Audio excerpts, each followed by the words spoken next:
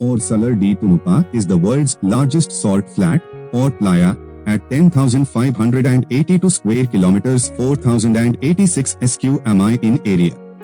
It is in the Daniel Campos province, in Potosi, in southwest Bolivia, near the crest of the Andes at an elevation of 3,656 meters 11,995 feet above sea level. The Salar was formed as a result of transformations between several prehistoric lakes that existed around 40,000 years ago but had all evaporated over time. It is now covered by a few meters of salt crust, which has an extraordinary flatness with the average elevation variations within 1 meter over the entire area of the Salar. The crust serves as a source of salt and covers a pool of brine, which is exceptionally rich in lithium. The large area, clear skies, and exceptional flatness of the surface make the Salar ideal for calibrating the altimeters of Earth observation satellites. Following rain, a thin layer of dead calm water transforms the flat into the world's largest mirror, 129 kilometers 80 mi across. The Salar serves as the major transport route across the Bolivian altiplano and is a prime breeding ground for several species of flamingos. Salar de Uyuni is also a climatological transitional zone since the towering tropical cumulus congestus and cumulonimbus incus clouds that form in the eastern part of the salt flat during the summer cannot permeate beyond its drier western edges, near the Chilean border and the Atacama Desert. The Salar has been used as a filming location for movies such as Star Wars, The Last Jedi 2017 as Planet Crate, The Fall 2006, Salt and Fire 2016, The Unseen 2017, and several others. Salar de Uyuni is part of the Altiplano of Bolivia in South America. The Altiplano is a high plateau, which was formed during uplift of the Andes Mountains. The plateau includes fresh and saltwater lakes as well as salt flats and is surrounded by mountains with no drainage outlets. The geological history of the Salar is associated with a sequential transformation between several vast lakes. Some 30,000 to 42,000 years ago, the area was part of a giant prehistoric lake, Lake Minchon. Its age was estimated by radiocarbon dating shells from outcropping sediments and carbonate reefs and varies between reported studies. Lake Minchon named after 1B. Minchon of Oruro later transformed into Paleo Lake Tauca having a maximal depth of 140 meters 460 feet and an estimated age of 13,000 to 18,000 or 14,900 to 26,100 years, depending on the source. The youngest prehistoric lake was Copasa, which was radiocarbon dated to 11,500 to 13,400 years ago. When it dried, it left behind two modern lakes, Pupo and Uru and two major salt deserts, Salar de Copasa and the larger Salar de Uyuni. Salar de Uyuni spreads over 10,582 kilometers, which is roughly 100 times the size of the Bonneville Salt Flats in the United States. Lake Pupo is a neighbor of the much larger Lake Titicaca. During the wet season, Titicaca overflows and discharges into Pupo, which in turn floods Salar de Copasa and Salar de Uyuni. Lacustrine mud that is interbedded with salt and saturated with brine underlies the surface of Salar de Uyuni. The brine is a saturated solution of sodium chloride, lithium chloride, and magnesium chloride in water. It is covered with a solid salt crust varying in thickness between tens of centimeters and a few meters. The center of the Salar contains a few islands, which are the remains of the tops of ancient volcanoes submerged during the era of Lake Minchon. They include unusual and fragile coral-like structures and deposits that often consist of fossils and algae. The area has a relatively stable average temperature with a peak at 21 degrees Celsius 70 degrees Fahrenheit in November to January and a low of 13 degrees Celsius 55 degrees Fahrenheit in June. The nights are cold all through the year, with temperatures between 9 and 5 degrees Celsius 16 and 41 degrees Fahrenheit. The relative humidity is rather low and constant throughout the year at 30% to 45%. The rainfall is also low at 1 to 3 millimeters, 0.039 to 0.118 in per month between April and November, but it may increase up to 80 millimeters in January. However, except for January, even in the rainy season the number of rainy days is fewer than 5 per month. Located in the lithium triangle, the Salar contains a large amount of sodium, potassium, lithium and magnesium all in the chloride forms of NaCl, KCl, LiCl and NGCl, respectively, as well as borax. As of 2024, with an estimated 23 million P. Bolivia holds about 22% of the world's known lithium resources, 105 million tons. Most of those are in the Salar de Uyuni. Lithium is concentrated in the brine under the salt crust at a relatively high concentration of about 0.3%. It is also present in the top layers of the porous halite body lying under the brine. However, the liquid brine is easier to extract by boring into the crust and pumping out the brine. The brine distribution has been monitored by the Landsat satellite and confirmed in ground drilling tests. Following those findings, an American-based international corporation has invested $137 million to developing lithium extraction. However, lithium extraction in the 1980s and 1990s by foreign companies met strong opposition from the local community. Locals believed that the money infused by mining would not reach them.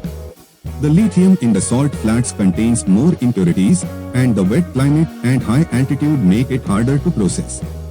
No mining plant is currently at the site, and the Bolivian government does not want to allow exploitation by foreign corporations. Instead, it intends to reach an annual production of 35,000 t by 2023 in a joint venture with ACI Systems Alemania GmbH. Salar de Uyuni is estimated to contain 10 billion tons, 9.8 billion long tons, 11 billion short tons of salt, of which less than 25,000 t is extracted annually. All miners working in the Salar belong to Colchones Cooperative. Because of its location, large area, and flatness, the Salar is a major car transport route across the Bolivian altiplano, except when seasonally covered with water. Salar means salt flat in Spanish. Uyuni originates from the Aymara language and means a pen enclosure. Uyuni is a surname and the name of a town that serves as a gateway for tourists visiting the Salar. Thus, Salar de Uyuni can be loosely translated as a salt flat with enclosures, the latter possibly referring to the islands of the Salar, or as salt flat at Uyuni, the town named pen for animals. Aymara legend tells that the mountains Tunupa, Cusco, and Cusina, which surround the Salar, were giant people. Tunupa married Cusco, but Cusco ran away from her with Cusina. Grieving, Tunupa started to cry while breastfeeding her son. Her tears mixed with milk and formed the Salar. Many locals consider the Tunupa an important deity and say that the place should be called Salar de Tunupa rather than Salar de Uyuni. The Salar is virtually devoid of any wildlife or vegetation. The latter is dominated by giant cacti Echinopsis atacamensis passacana, Echinopsis taragensis, etc. They grow at a rate of about 1 cm to a height of about 12 meters 39 feet. Other shrubs include Pilaya, which is used by locals to cure catarrh, and Thola Baccharis dracunculifolia, which is burned as a fuel. Also present are quinoa plants and quinoa bushes. Every November, Salar de Uyuni is the breeding ground for 3 South American species of flamingo feeding on local brine shrimps, the Chilean, Andean, and rare James's flamingos. About 80 other bird species are present, including the horned coot, Andean goose, and Andean hillstar. The Andean fox, or Calpio, is also present, and islands in the Salar, in particular in Cahuasi Island, host colonies of rabbit-like vizcachas. Salar de Uyuni is a popular tourist destination, and consequently a number of hotels have been built in the area. Due to lack of conventional construction materials, many of them are almost entirely walls, roof, furniture built with salt blocks cut from the Salar. The first such hotel, named Palacio de Sal, was erected in 1993-1995 in the middle of the salt flat, and soon became a popular tourist destination. However, its location in the center of a desert caused sanitation problems, as most waste had to be collected manually. Mismanagement caused serious environmental pollution, and the hotel had to be dismantled in 2002. Around 2007, a new hotel was built, under the name Palacio di Sal, in a new location at the eastern edge of Salar di Uyuni, 25 kilometers away from the town of Uyuni.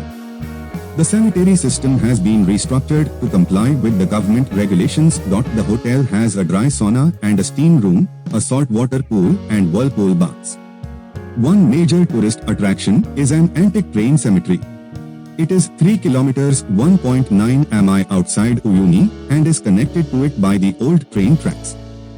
The town served in the past as a distribution hub for the trains carrying minerals en route to Pacific Ocean ports.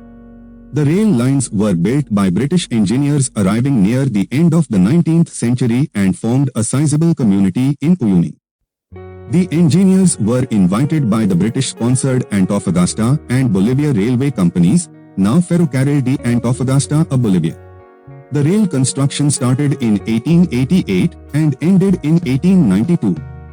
It was encouraged by Bolivian President Aniceto Arce, who believed Bolivia would flourish with a good transport system, but it was also constantly sabotaged by the local Aymara indigenous Indians who saw it as an intrusion into their lives.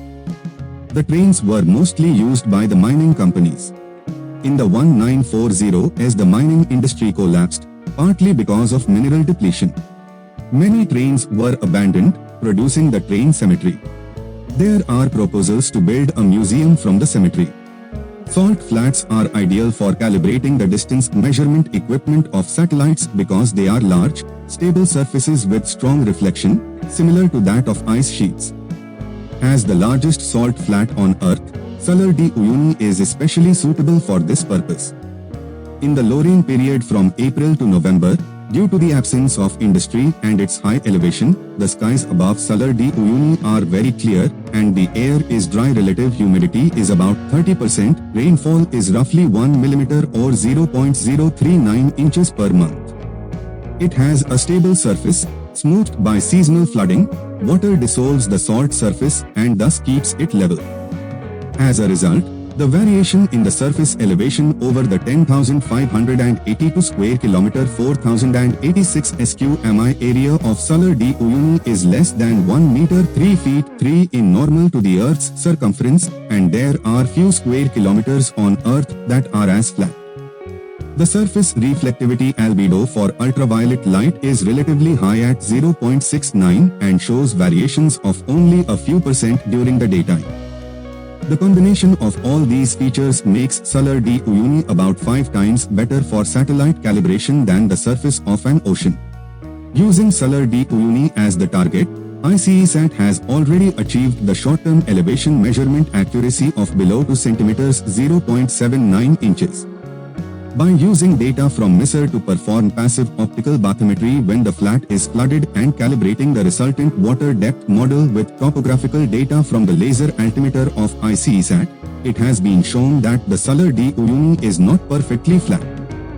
The 2006 analysis revealed previously missed features, ridges between 20 and 30 cm 8 and 10 in height that are roughly sinusoidal with a wavelength of 5 km 3 mi clearly visible in 1973 and 1975 Landsat images, and still in the same places decades later.